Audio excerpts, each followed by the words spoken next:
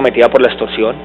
Es lamentable que la gente no tenga libre movilidad porque hay lugares donde se consideran de alto riesgo, peligrosos, donde normalmente son víctimas de robos. Es lamentable que la gente no pueda tener sano esparcimiento porque los parques ya están controlados por algunos delincuentes. Las canchas que se han construido en inversión social son controladas por los delincuentes. Es lamentable que nadie pueda obtener las cosas por el fruto de su trabajo, porque en cualquier momento puede ser despojada de ellas, y más lamentable cuando al ser despojada de ellas pierden su vida. Entonces diríamos que la función del Estado es proteger la vida, proteger el sano esparcimiento, proteger el derecho al trabajo, proteger la libre movilidad, y hoy en día la violencia, la inseguridad en Medellín está cooptando esto. Bueno, de acuerdo con lo que usted nos está diciendo en este momento, ¿cree que el modelo de cuadrantes que tiene la ciudad es el apropiado? A ver, todo lo que se puede hacer en seguridad es valedero. El modelo de cuadrantes, digamos que para Medellín puede ayudar, es una herramienta más. La seguridad es un conjunto de herramientas, pero decir que el modelo de cuadrantes no es apropiado o es apropiado, pues se iría uno más como a analizar el por qué. Pues diríamos que los cuadrantes son microgerencias de problemas. Cada cuadrante tiene un problema específico de seguridad o tiene un problema específico en el manejo de la violencia. Diría yo que esas microgerencias que se están generando en torno a la seguridad, en algún momento con los recursos necesarios, no solo económicos, sino con los recursos materiales necesarios, pueden llegar a brindar los frutos que todos estamos esperando. Para mí es un camino que va en buena dirección. Obviamente, como lo he venido reiterando en mis diferentes debates de seguridad, nosotros en Medellín encontramos que se alejaron mucho del tema seguridad en muchos gobiernos anteriores, yo diría que en casi todos los gobiernos anteriores, y obviamente eso dejó un espacio y dejó un vacío donde los recursos, no solamente económicos, sino materiales, no están yendo directamente a ser inyectados en la seguridad. Que valga decirlo, que la seguridad, si usted se pone a analizar, viene siendo el 70% de los problemas que hoy en día tiene Medellín. Manuela Duque, @Manu Duque K, pregunta, ¿qué soluciones plantea para mejorar las problemáticas de seguridad en una ciudad como Medellín? No, pues nosotros en varias oportunidades hemos planteado cosas que se han venido dando. Primero, aunque la gente no reconozca que es una necesidad, es el aumento del pie de fuerza. Les doy un ejemplo: las ciudades en el mundo más pacíficas tienen una media que las Naciones Unidas establece como una media natural de policías por habitantes, y hay ciudades 50.000 veces más pacíficas que Medellín y cumplen esa media. Medellín no la cumple, se las voy a decir. Habla de 250 habitantes por cada policía de vigilancia.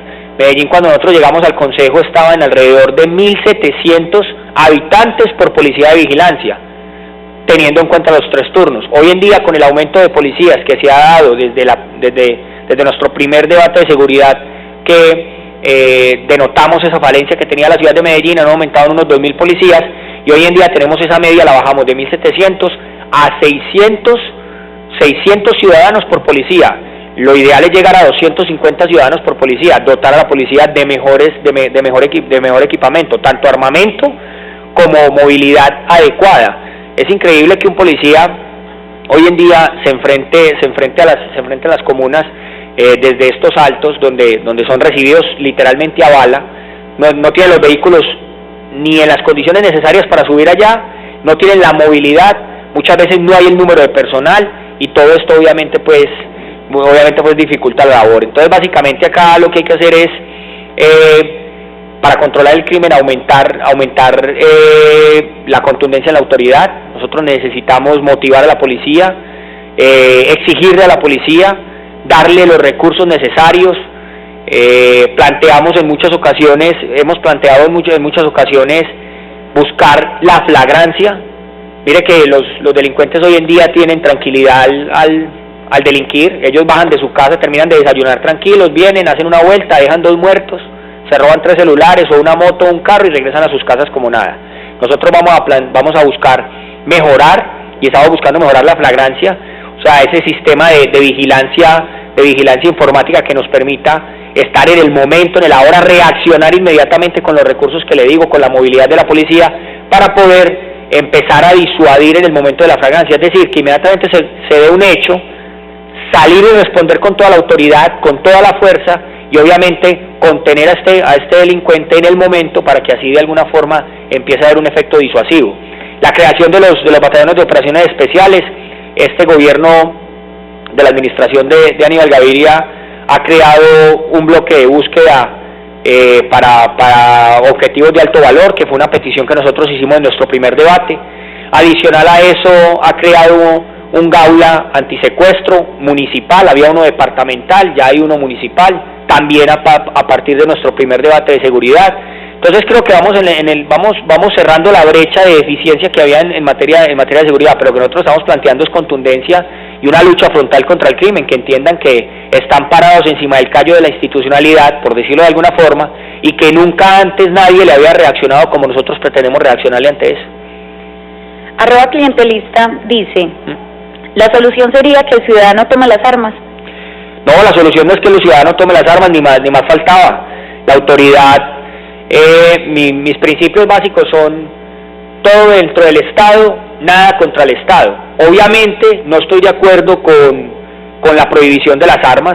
La gente que es defienden tanto las libertades no entienden que quien creó el estatuto del prohibicionismo de armas fueron los nazis.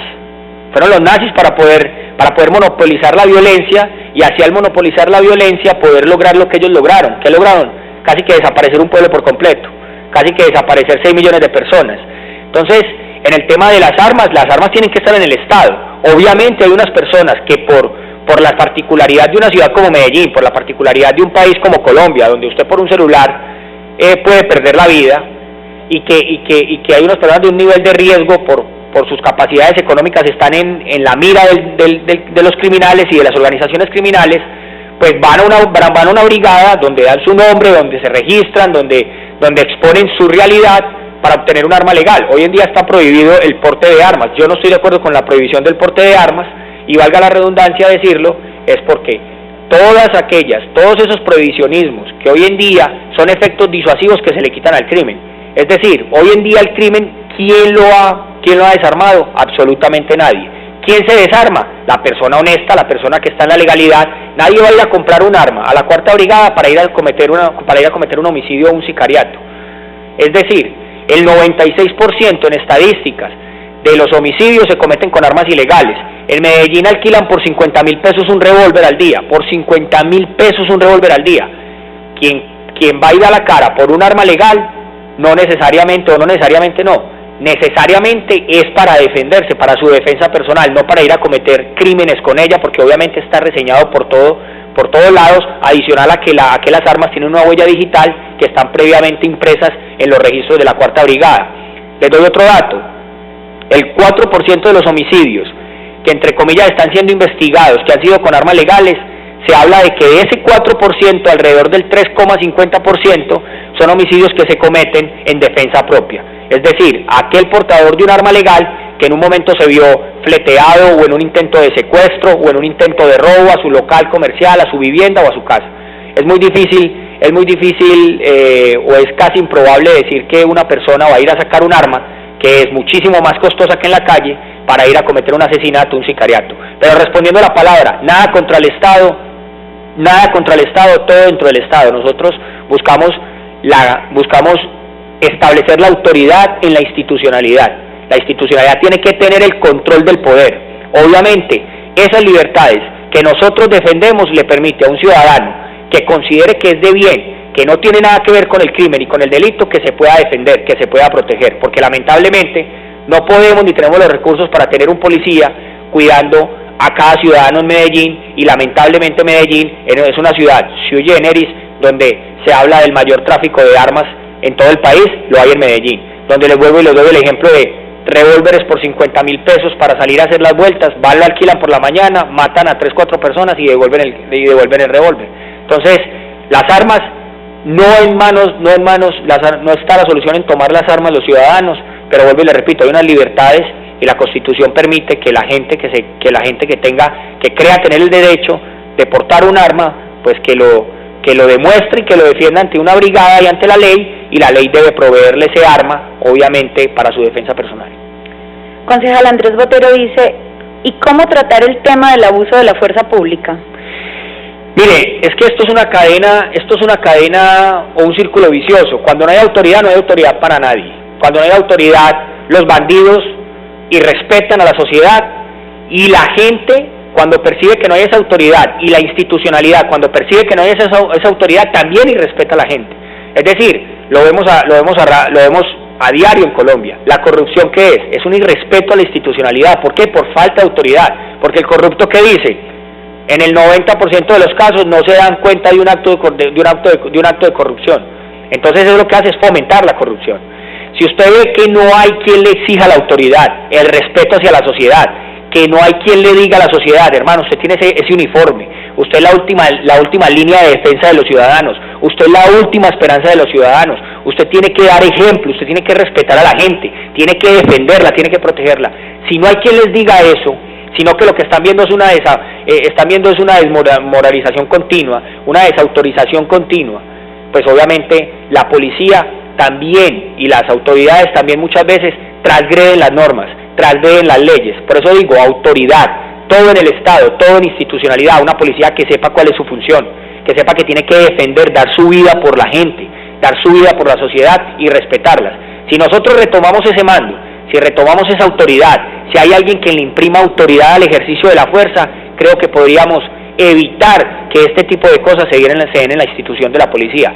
Y quiero decir algo, en todas las instituciones, en todas, absolutamente todas, desde la iglesia, el ejército, la política, los médicos, en todas las instituciones que usted quiera ver, hay personas que van en contra y van en detrimento de la realidad de cada una de estas instituciones. Es decir, porque hayan unos policías que transgredan la ley, no quiere decir que toda la policía transgrede la ley, ni en el caso de la iglesia, ni en el caso del ejército, ni en el caso del gremio de los médicos, ni en el caso del gremio de los políticos. Carlos Zafa pregunta, ¿qué se podría hacer con los paraestados que se viven en algunas comunas de la ciudad? Vuelvo y le repito, es retomar la autoridad. Es que nosotros no podemos estar sometidos aquí por 13.000 bandidos, mequetrefes, que son los que están imperando, que están ordenando quién se muere, quién no muere, quién trabaja, quién no trabaja, cómo trabaja. Yo he bautizado esto el neofeudalismo. Hoy en día, finalizando la jornada laboral, aparecen estos delincuentes a cobrar la cuota del día a aquel humilde trabajador, aquel humilde dueño de tienda, aquel humilde vendedor de chance, aquel humilde vendedor, lustrador de zapatos. Esto es un neofeudalismo. ¿Cómo recuperar el Estado? Con fuerza. Ya nos dimos cuenta y yo creo que ya ustedes se han dado cuenta que acá la gente no es por falta de oportunidades. Quizás no haya las oportunidades necesarias y el Estado tiene que brindar todas las oportunidades, pero ese discurso de que todo es por culpa de las oportunidades, lo único que ha logrado es que ellos han sido justificados ante la sociedad. No va a ser posible combatir con oportunidades, con un salario mínimo, no va a ser posible combatir contra un paraestado, como ustedes lo llaman, que le paga a un campanero de una plaza de vicio 1.800.000 pesos, y el trabajo de él es estar sentado en una esquina, tomando cerveza, y estar pendiente de que la policía no aparezca, o de cualquier movimiento raro que pueda afectar la tranquilidad de la plaza de vicio. Entonces, ¿cómo vamos a combatir nosotros con un salario mínimo, un salario de 1.800.000 que se puede decir que es el salario mínimo de los bandidos, de las bandas criminales, de los combos de Medellín? Entonces, la única forma que hay allí es autoridad férrea, combate frontal, y obviamente convencidos de que estamos luchando por el mejor futuro de una sociedad. Nosotros no podemos andar sometidos por estos delincuentes, no podemos estar sometidos a que un bandido escoja quién vive y quién no vive, no podemos estar sometidos a la explotación reiterativa económica de estos delincuentes. Nosotros tenemos que, para combatir esos paraestados, tenemos que demostrarle que hay Estado. ¿Y cómo se demuestra que hay Estado? Con fuerza, con contundencia, no solo en el tema de seguridad, obviamente, manteniendo la oferta social que hay, manteniéndola y mejorándola y potenciándola. Pero eso sí, ¿qué es lo que ha faltado? Si hoy en día el crimen se ha desbordado tanto, porque al igual han construido colegios, han construido bibliotecas, han construido canchas, y sin embargo el crimen sigue allí, ¿qué ha faltado? No es que haya sobrado inversión social, no ha sobrado, quizás haga falta, pero sí que ha hecho muchísima falta inversión en seguridad, y sí que ha hecho muchísima falta en parársele en la raya al crimen y decirle aquí mando yo. Eso es lo que tiene que decir un alcalde, y así tiene que actuar. A propósito de eso, @Gobieros pregunta, ¿y qué piensa de atacar la raíz del problema en lugar de mitigar con la policía? No, es que si él me dice la raíz le pido el favor que me escriba para él cuál es la raíz del problema. Porque es que si nosotros vamos a decir que la raíz del problema en Colombia es falta de oportunidades, pues yo me voy para Haití, donde es un país 37.000 veces más pacífico que Colombia y 50.000 veces más pobre, o me voy para Etiopía. Esto es algo cultural, esto es algo que busca lamentablemente que hay en la cultura que nosotros hemos adoptado como sociedad, donde el dinero fácil es el todo. ¿Y cuál es el dinero fácil en Medellín? O en Colombia, ¿cuál es el dinero? El narcotráfico. Nadie va a ir a soltar el narcotráfico porque usted le diga que le va a dar la oportunidad de coger un libro. No, el que está destinado al crimen en Medellín, créanme que en el 90% de los casos son personas que quieren reincidir. Hoy hablaba con algunas personas que tienen el manejo carcelario en Colombia y decían el 75% comprobado de los delincuentes que salen de la cárcel reinciden en los delitos por los cuales estuvieron en la cárcel. Entonces eso es una decisión que ellos han tomado. Nosotros tenemos que aumentar la oferta en la gente buena, en aquel personaje que nunca se dejó cooptar por las bandas criminales, que caminó todo Medellín con sus zapatos rotos, que nunca ha tenido educación, pero no porque no la haya habido, porque no ha tenido el acceso a la educación, que no ha tenido acceso al deporte, que no ha tenido acceso a un trabajo digno. A eso nosotros tenemos que enfocar, pero créanme que los delincuentes en Medellín, o en su mayoría, yo diría que más del 85% lo hace porque está convencido y quiere vivir como un delincuente, quiere vivir montado en una moto, quiere vivir con las niñas alrededor, quiere saber que tiene el poder de un revólver para intimidar a cuanta persona quiera, porque eso es lo que se está viviendo. Vuelvo y le repito, han atacado falencias de inversión social y han invertido en lo social, mas sin embargo continúan fortaleciéndose, porque venga y les cuento, en los años 2000 hablaban de que habían más o menos, empezando el año 2000 hablaban de que había más o menos entre 3.800 y 4.000 delincuentes en Medellín. Hoy en día hay más de 13.000 en solo Medellín, que se dedican al negocio del crimen, a robar, a matar, a extorsionar, a traficar, y esas personas con los ingresos que perciben en el crimen, nunca vamos a poder combatirlos con la oferta pública. Hombre, que la oferta pública debe existir, claro, porque es una obligación del Estado y para todos los ciudadanos. Que ellos sean los primeros, como algunas administraciones nos enseñaron, que aquel bandido, que aquel delincuente que había matado yo no sé cuántas personas, venía y decía que se quería desmovilizar y era quien obtenía la casa, quien obtiene la beca y quien obtiene los subsidios. No, señores, ustedes quieren desmovilizar, háganlo solito.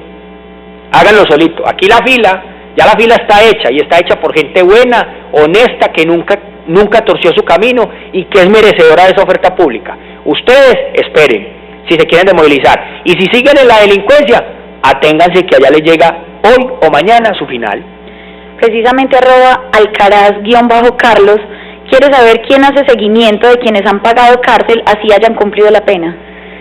Más que todo las ONG. Hay ONG que se dedican a ayudar a las familias de los reclusos, se dedican a ayudar a los reclusos para que los derechos humanos no sean vulnerados, para que la atención médica sea en el momento oportuno, para que sus derechos al interior como presos no sean vulnerados, no solamente los derechos humanos, sino los que tienen como presos, qué derechos tienen de sus visitas conyugales, de las visitas, y ellos han logrado generar una base de datos sobre el conocimiento ya de más o menos unos 20 años que vienen trabajando en Colombia, que cada uno de estos personajes en un 75% reinciden en el delito que lo cometió, es decir, quien entró allá por un homicidio, en un 75% al salir va a volver a reincidir, dicho por ellos, que son ONGs dedicadas y en pro de los reclusos, más no es ni siquiera una información del gobierno. @Carlos Zafa pregunta, ¿cree usted entonces que el exceso de prohibiciones puede ser sinónimo de incapacidad administrativa? Totalmente, es que uno prohibir, o sea, acá restringen el uso del vehículo, pero siguen cobrando los mismos impuestos. Entonces uno paga los impuestos ¿para qué? ¿Para que le solucionen a uno el tema vial o para que le prohíban salir en su carro, por decirlo de alguna forma? El prohibicionismo no es bueno. Hay momentos, y creo que todos los ciudadanos saben que hay momentos en los que se deben tomar medidas especiales. ¿Cuáles son esas medidas especiales? Nadie dice que el porte de armas no deba ser prohibido, por ejemplo, en Feria de Flores. Claro, el porte legal de armas, porque aquí vuelvo y le repito, ¿quiénes entregaron las armas o quiénes se desarmaron? Pues la gente que estaba legal, que no le interesa violar ninguna ley, pero ustedes mismos se han dado cuenta de lo que pasa en la ciudad, que matan allí, que matan allí, que matan allí, con seguridad no es un arma legal, y si está portando un arma, que también es prohibido, está violando la ley que prohíbe portar las armas, y más un arma ilegal, y está violando otra ley que está prohibido matar, pero sin embargo en Colombia todo eso es parte del folclorismo. Pero básicamente creo que el prohibicionismo es incapacidad de manejo, es así de simple. @Juan Camilo Paisa se devuelve un poco en lo que en el tema que usted tocaba ahorita y dice, explíquenos cómo es esa teoría que usted usa de ser oportunos en la flagrancia. Sí. Explíquenos cómo es esa teoría que usted usa de ser oportunos en la flagrancia. Miren, les voy a poner un ejemplo. En los Estados Unidos, cuando ustedes, si alguien ha tenido la oportunidad de ver alguno de esos programas policíacos reales, no las películas, ven que si alguien así se robe una bolsa de leche, le salen 40 policías, 2 helicópteros. ¿Por qué? Mantienen la flagrancia. Es decir, usted acaba de cometer un delito. Si a usted lo pierden de vista o lo pierden de la flagrancia, o sea, del momento en caliente, de la persecución en caliente de haber cometido el delito, a usted ya después lo empiezan a amparar una cantidad de derechos que en el momento de la flagrancia no tiene. O sea, usted comete el delito, y si aquí le sacamos toda la fuerza, la policía, un helicóptero de persecución que lo mantenga hasta que den con su captura o su muerte, porque tiene que ser así, hay que ser claros, los derechos amparan a la sociedad, amparan a la policía y amparan a la institucionalidad. Es decir, mientras usted reaccione en flagrancia, el derecho internacional humanitario y los derechos consagrados en la carta humanitaria dice que la ley la lleva la institucionalidad. Es decir, usted allí le puede dar o capturar al delincuente si se entrega y no se resiste, y si se resiste, darle de baja tranquilamente. Esto es un efecto disuasivo, porque la gente ya entiende cómo reacciona a la legalidad. Pero vuelvo y le repito, si usted sale de su casa a hacer una vuelta, como la llaman en el bajo mundo, va y vuelve como si nada, pues entonces usted va cogiendo cancha, va cogiendo confianza, y la gente que está a su alrededor sobreentiende que es muy fácil hacerlo, que ir y matar a una persona es muy fácil, porque ve, ¿qué hizo usted esta mañana? No, hermano, me fui a robar un celular y me tocó matar hace mal. Ay, ¿y qué te pasó? Nada, aquí estoy otra vez. Entonces, la flagrancia lo que busca es atacar en el momento que se están cometiendo los delitos, reaccionar en el momento que se están cometiendo los delitos, y reaccionar con fuerza decidida y en los determinados casos con fuerza letal, para que sepan que delinquir no es fácil, que delinquir no paga y que delinquir no es un trabajo. A propósito, @ManuDuqueSA pregunta, ¿la respuesta para mitigar la impunidad está en una reforma penal? ¿Me repite la pregunta, por favor? La respuesta para mitigar la impunidad está en una reforma penal. Totalmente, es parte de una reforma penal acorde a los delitos y a los criminales exóticos que tenemos en Colombia, a esos criminales que cogen a una persona y con un hacha la pican en 3 pedazos y la meten en 3 maletas. Pues nosotros necesitamos tipificar eso en la ley. Necesitamos saber que aquí lo que nosotros tenemos, unos dementes corridos de la cabeza, asesinos por naturaleza, sedientos, amantes de la sangre, como aquellos paramilitares que cogían las motosierras, como aquellos guerrilleros que implantan minas en campos rodeados por niños campesinos. Pero nosotros tenemos que tipificar eso, en una reforma a la justicia. Nosotros no podemos estar aquí con leyes aptas para Suiza tratar a criminales colombianos. Es más, las leyes en Suiza, por lo menos por ejemplo para los menores infractores, son mucho más severas que en Colombia. Allá quien comete un asesinato se va de 20 años de cárcel y le empiezan a analizar la gravedad del hecho, así usted tenga 12 años. ¿Aquí qué pasa? No, que el menor infractor. Entonces, indudablemente en una reforma a la justicia hay parte a la salida con la impunidad. Es un elemento que hay que agotar para poder ir disminuyendo considerablemente la impunidad. Nosotros necesitamos saber qué sociedad queremos. Ahora, si nosotros los colombianos y los ciudadanos de Medellín decimos, no, es que a mí no me choca el microtráfico, no me choca el boleteo, no me choca la extorsión, no me choca el fleteo, no me choca que maten a una persona por un celular, pues uno dice, bueno, listo, convivamos entonces todos con eso. Pero si nosotros queremos castigar severamente eso y queremos acabarlo, o por lo menos reducirlo a su mínima expresión, a que deje de ser paisaje, porque usted aquí abre abre un periódico y lo que encuentra es tantos muertos allí, tantos muertos allí, tantos muertos allí, no, que estaba sacando plata de un cajero y lo mataron, que por quitarle su celular lo mataron, que por quitarle la moto lo mataron, y si nosotros no queremos convivir con eso, pues necesitamos decir cuál va a ser el castigo para quienes cometan esos delitos, pero los castigos que hoy en día son irrisorios y simplemente el AMPA gana en los estrados judiciales. Concejal Timón 1132 pregunta, ¿no será que el problema está en la justicia y no en la seguridad? Pues obviamente una cosa conlleva a la otra, o sea, cuando hay laxitud en la justicia, vuelvo y repito, cuando usted no encuentra un castigo, pues usted delinque. Si usted hace cuentas y dice, bueno, yo voy a traficar con droga, entonces usted dice, ¿qué dice la justicia colombiana para quien trafique con droga? Ah, no, es que si son tantos kilos, me dan tanto de pena, y si me manejo bien y pinto la celda, y me convierto de religión, y yo no sé qué, me sacan en la mitad de la pena. Entonces usted comienza a hacer cálculos, y al hacer esos cálculos dice, vale la pena delinquir, y eso fomenta el crimen. Obviamente es una cosa que va con la otra. Si no hay unos castigos ejemplarizantes para el tipo de crimen que nosotros queremos erradicar, pues todo el mundo dirá, hombre, es que creo que vale la pena arriesgarme a cometer ese delito porque la pena es irrisoria. Es decir, la corrupción. Mire qué está pasando en Bogotá, por ejemplo, se robaron 2 billones de pesos, 2 billones de pesos, ¿y qué ha pasado? Absolutamente nada, para no hablar de temas de narcotráfico, de tráfico de personas, de tráfico de armas. Entonces, cuando la justicia no castiga severamente los crímenes, la gente se ve motivada a delinquir.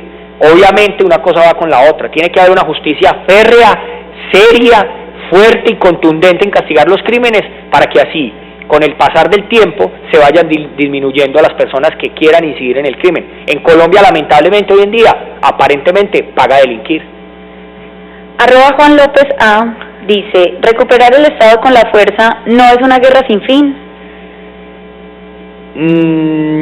No, yo diría que no, porque primero que todo aquí no se ha planteado recuperar el Estado con la fuerza, y no solamente con la fuerza, vuelvo y repito, la oferta institucional, la oferta solidaria, la oferta social tiene que estar dada para todos aquellos colombianos, que somos la gran mayoría, que somos el 95% de los colombianos, que hemos estado esperando una oportunidad, que hemos estado esperando una vivienda digna, que hemos estado esperando tener acceso al deporte, que hemos estado esperando tener acceso a la salud. Ahí es donde hay que invertir, pero pregúntese usted, ¿el Estado cómo ha pretendido recuperar el Estado aparte de la fuerza? Que la fuerza ha sido mínima.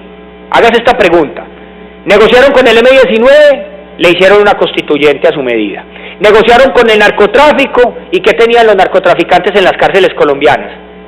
¿Qué tenían ellos allá? Mansiones. Todo el IMPEC eran sus escoltas. Todos sus guardias eran sus esclavos. Es así de simple. ¿Qué hicieron con el paramilitarismo? Doblegaron el Estado ante el paramilitarismo. Y mírese bien, todas esas oportunidades que los colombianos han estado esperando, siempre se las dan a los bandidos. Ah, es que este grupo se desmovilizó, entonces las becas del SENA se van para ese grupo, las viviendas gratis se van para ese grupo, los subsidios económicos se van para ese grupo, y la gente se pregunta, oye, yo que nunca he delinquido, que yo no he matado a nadie, que no me he robado nada, que no soy alias de nada, que no soy alias nada, yo no tengo derecho a absolutamente nada. Entonces, ¿por qué hay que recuperar el Estado con la fuerza y mantener esa oferta institucional que se le está dando a estos delincuentes, pues dársela a la gente de bien que está esperando y que se la merece? Nosotros no podemos desgastarnos con unos delincuentes, como les puse 3 ejemplos, con unos delincuentes como estos, que han acabado, que han destrozado, que han desplazado gente, han desmembrado personas, simple y llanamente por la obsesión del dinero, por la obsesión del poder mal habido. Yo diría que el Estado tiene que mantener su fuerza, eso sí, sin abandonar lo social. Nadie ha dicho que abandonen lo social, hay que fomentarlo, hay que potencializarlo, pero eso sí, que lo social llegue donde la gente que se lo merece. Nosotros, ¿qué vamos a hacer gastando los recursos de una cantidad de delincuentes que vienen de allá y que se acaban de desmovilizar y mataron yo no sé cuántas personas, violaron yo no sé cuántas mujeres, se robaron yo no sé cuántas cosas, y vienen y dicen que no, que ellos tienen derecho, que para entregarse tienen derecho a la vivienda que usted estaba esperando, a la salud que usted está esperando, al cupo educacional que usted está esperando y al subsidio económico que usted está esperando. Yo con eso no voy, yo prefiero recuperar el Estado por la fuerza y obviamente que se vea que la inversión social llega a la gente que se lo merece, porque cuando no llega a la gente que se lo merece, usted lo que genera y fomenta es personas para el crimen. Es decir, hermano, yo me he manejado bien, no he hecho absolutamente nada malo y no tengo nada, no tengo vivienda, no tengo nada, pero mientras el vecino era un bandido, era un delincuente, un miembro de un combo, un sicario, y hoy en día tiene casa, carro y beca.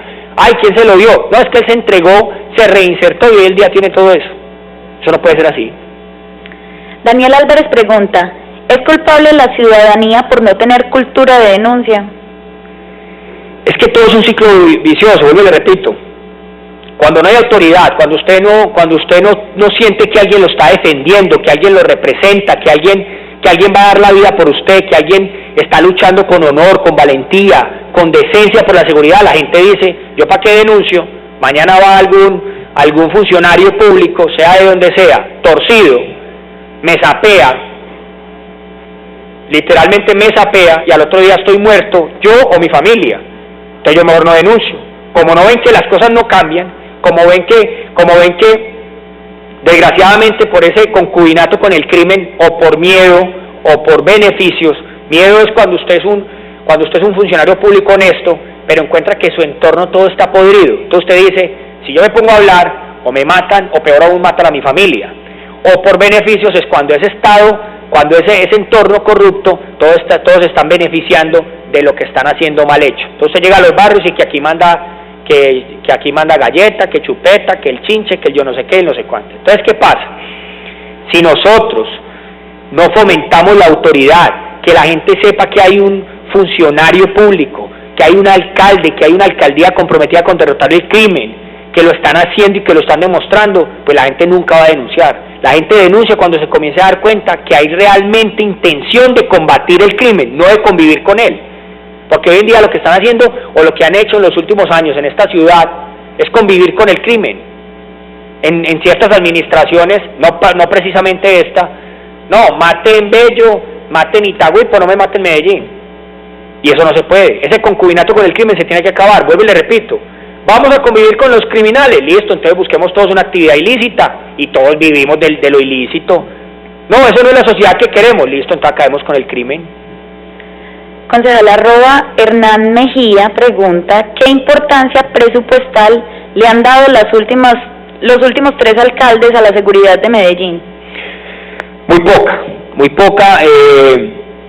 Lamentablemente, yo tengo que ser muy honesto en varias cosas. Uno, en Medellín nunca se ha invertido más del 4% en seguridad, el 4%, y hemos llegado a ser la ciudad más violenta del mundo. En varias oportunidades, más violenta del mundo, en muchas oportunidades. Entonces, la importancia que le han dado, pues creo que es baja. Tengo que reconocer que esta administración ha hecho inversiones importantes, ha aumentado la movilidad de la policía, ha aumentado el número de personal, ha creado grupos especializados para el combate del crimen, pero sin lugar a dudas, lo dije desde el plan de desarrollo, que los recursos iban a ser insuficientes y que nosotros no íbamos a poder solucionar en esta administración el problema de seguridad. Se han hecho cosas y hay que reconocerlas, mal haría yo en no reconocerlas, pero realmente en materia de recursos son muy pocos para el tema de seguridad en Medellín. @Bederos pregunta, ¿qué tan factible es convertir las cárceles en centros de resocialización? Es que ese debe ser, hoy cuando hablaba del tema de los presos, lo hablaba con algunas personas y le decía, es que ese debe ser el fundamento. Obviamente, una cárcel tiene que ser lo suficientemente buena para que quien quiera resocializarse se resocialice, y lo suficientemente dura para quien esté pagando una pena la pague. Cuando digo dura no son maltratos ni son nada, pero es una cárcel seria. No es que aquí me traigan un celular, me traigan una niña, me traigan una botella de aguardiente, una botella de whisky, póngame un plasma aquí, un tubo de pole dance, que eso es lo que pagan en las cárceles de Medellín, de Colombia, que el que tiene con qué pagar pues se apodera de esas cárceles. Entonces, vuelvo y repito, una cárcel severa y una cárcel buena, es decir, donde haya posibilidad de resocializarse y donde quien esté pagando una pena y quien esté acostumbrado a los lujos, pues sienta que en la cárcel no los puede tener ni los puede obtener. Entonces, ¿qué es lo que hay que buscar con el sistema carcelario en Colombia? Yo lo he hablado acá en varias oportunidades en el Consejo. Hay que empezar a privatizar las cárceles. Hay que empezar a privatizar las cárceles. Presos de baja peligrosidad, mediana peligrosidad y alta peligrosidad. Esos presos de alta peligrosidad hay que ponerlos a pegar rieles y polines. Empezar a restablecer el ferrocarril nacional y los ferrocarriles de Antioquia, por lo menos de lo que concierne a Medellín y Antioquia. Trabajo, vaya, gáneselo de eso. Los de mediana peligrosidad, nosotros los podemos poner fácilmente a industrializarlos para que generen bienes para la sociedad y sean vendidos, y ellos tengan una rutina de trabajo, tengan una rutina de estudio. Y los de baja peligrosidad los podemos sacar a reparchar las vías, a construir las vías y la infraestructura que le hace falta a este país, obviamente todo con respeto, pero si están allá es porque han cometido algo, y hay que sinceramente ponerlos a que se resocialicen, pero resarzan su daño ante la sociedad. A propósito de eso, Diana Escobar pregunta, ¿está usted de acuerdo con la pena de muerte para violadores y asesinos de niños? Mire, vea, la pena de muerte, yo soy un hombre extremadamente creyente en Dios, y ha sido un debate intenso conmigo, pero incluso el Vaticano, incluso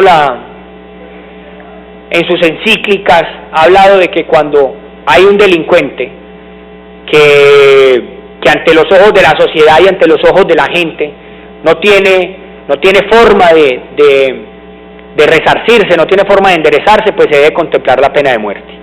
Colombia todavía es un país con un sistema de justicia muy débil y muy corrupto, lamentablemente hay que decirlo, con falencias grandísimas como para que la pena de muerte pueda llegar a ser implementada acá.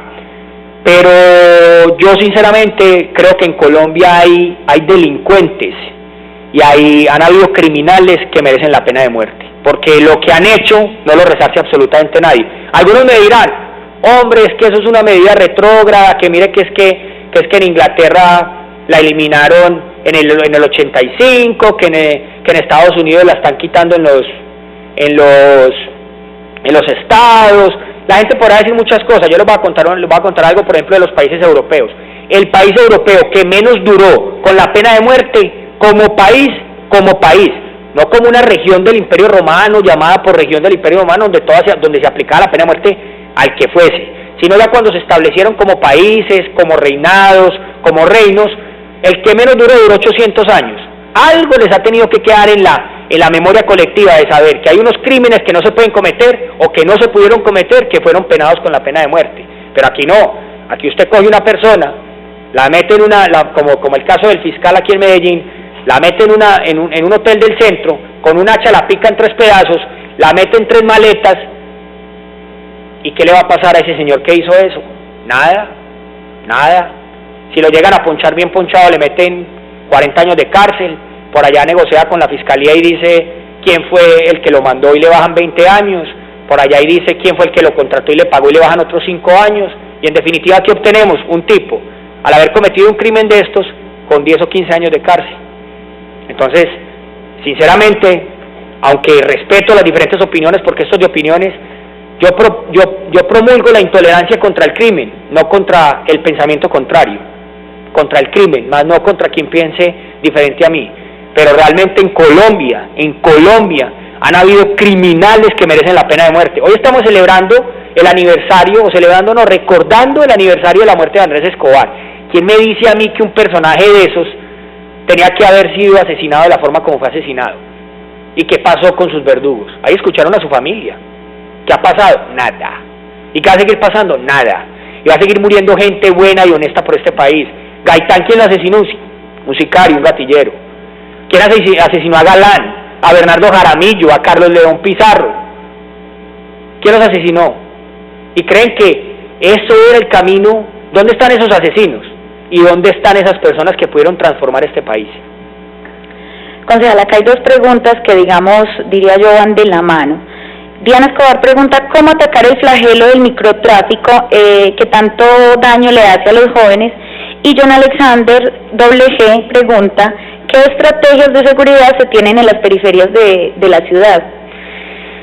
¿Cómo atacar el microtráfico? Vea, definitivamente desde el arte de la guerra hay hay algo fundamental como principio del combate, que es el ataque al suministro. La primera guerra del Golfo, el general Schwarzkopf la ganó cortándole el suministro de víveres, de armas, de munición al ejército iraquí. Cuando hablo del suministro, cuando nosotros necesitamos potencializar el control del suministro, no hay otra forma de disminuir el consumo de drogas si no es atacar el suministro, si no es atacando y destruyendo estas casas de vicio, si no es atacando de forma contundente las organizaciones que se dedican al microtráfico. Pero cuando digo es atacando, es atacándolas, no conviviendo con ellas. ¿Por qué? Porque mucha gente habla de la prevención, e incluso está en el debate hablar de la legalización de la droga, pero yo les hago una pregunta. ¿No creen ustedes, y está demostrado, que los mayores consumidores de cigarrillo y los mayores consumidores de alcohol en este país son los jóvenes entre 14 y 18 años, todos ellos menores de edad? Si nosotros vamos a esa prevención, pues diría uno que la están haciendo con el alcohol, diría uno, prohíbas el expendio a menores de edad, lo mismo con el cigarrillo, pero ¿qué pasa en definitiva? Son niños, son personas que se ven seducidos o por el alcohol o por el cigarrillo y que de alguna forma están ingresando a estas condiciones de adicción, tanto por el cigarrillo como el alcohol. Entonces, mientras haya droga en las calles, lamentablemente, desgraciadamente, y esto me duele decirlo, van a haber personas quienes la consuman. Si nosotros reducimos el flujo de drogas en las calles, pues obviamente serán menos personas las que las consuman. Pero lamentablemente nosotros estamos, desgraciadamente, sometidos por ese flagelo del narcotráfico. Si nosotros no lo enfrentamos como se debe enfrentar el microtráfico, que además de eso valga la pena decirlo, en el 2002, del 2002 a la presente fecha, el microtráfico, el expendio de drogas en la ciudad de Medellín y el consumo de Medellín se ha disparado en un 450%. ¿Por qué? Por la debilidad frente al combate de las drogas en las calles de Medellín. Entonces eso es una decisión de cada uno como gobernante, de cada gobernante. ¿Qué ciudad quiere? ¿Quiere esa ciudad que se está consumiendo a los niños, se está consumiendo a los hijos, se está consumiendo a sí misma, o va a combatir ese suministro, va a combatir ese flujo de droga en la calle de forma contundente, como le toque, a las buenas o a las malas, pero hay que combatirlo? Y en materia de seguridad en las periferias, el lineamiento de seguridad en toda la ciudad son los cuadrantes. Cosas específicas no se han tomado. ¿Por qué? Porque ha habido un desconocimiento, los recursos a veces no alcanzan. Propuestas que nosotros tenemos en algún momento es desacantonar la cuarta brigada, establecer batallones en cada una de esas comunas, sacar la policía militar a patrullar por lo menos, a que hagan presencia, y obviamente con batallones de operaciones especiales atacar estas estructuras, que todo el mundo sabe quién son, que todos sabemos quiénes son, pero no ha habido la decisión de atacarlas. Hay algunas que se están atacando, pero hoy en día quienes cogen a una niña de 10 años, la venden, la explotan sexualmente en los barrios de Medellín, todos saben quiénes son, y a esas personas para mí solo es falta de decisión, de tomar un compromiso con uno mismo, con la ciudad, de querer acabar con eso. Pero lamentablemente en el tema de seguridad, lo que se está manejando en Medellín, incluso en las periferias, es el tema de los cuadrantes, y obviamente algunas estaciones que se han hecho pues de alguna forma importante con algunos sistemas de vigilancia. Mire, hay cámaras que han intentado instalar en barrios, ¿y ustedes creen que han podido instalarlas?